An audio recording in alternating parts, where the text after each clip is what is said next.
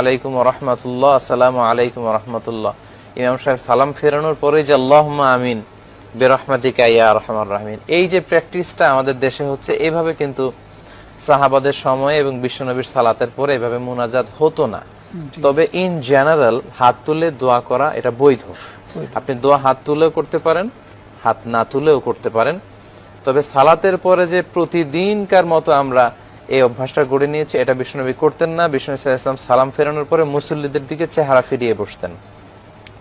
আমাদের বাংলাদেশের সোসাইটিতে শুধুমাত্র ফজরের সালাত আর আসরের সালাতের পরে ইমাম সাহেব মুসল্লিদের দিকে মুখ করে বসেন, কিন্তু বিষ্ণু সাল্লাল্লাহু আলাইহি ওয়াসাল্লাম কিন্তু 5 ওয়াক্ত সালাতের পরেই মুখ ফিরিয়ে বসতেন।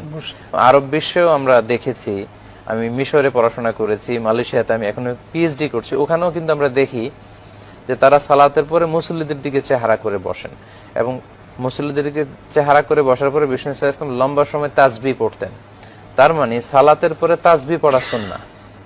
এই সুন্নাহটা যখন আমরা সরিয়ে দিচ্ছি, তখন অন্যান্য জিনিস এসে এখানে স্থান করে নিয়েছে।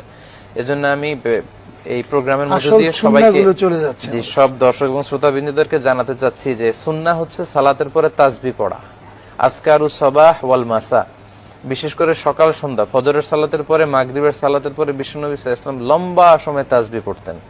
কিন্তু দুর্ভাগ্যজনক হলেও সত্য, মাগরিবের পরে আমাদের দেশে তাসবিহ পড়ার কোনো রীতি দেখা যায় না। সালাম ফেরানোর পরেই হাত তুলে মুনাজাত, তারপরে 2 রাকাত সুন্নাত পড়তে শুরু করে দেয়। কিন্তু এই লম্বা তাসবিহ পড়ার যে সুন্নাত, যেটা হাদিসে এসেছে, এটা কিন্তু আমরা পালন করছি। আমাদের দেশে মুহতারাম নামাজের রাকাত সংখ্যা বৃদ্ধি করার একটা কম্পিটিশন শুরু হয়ে যায়।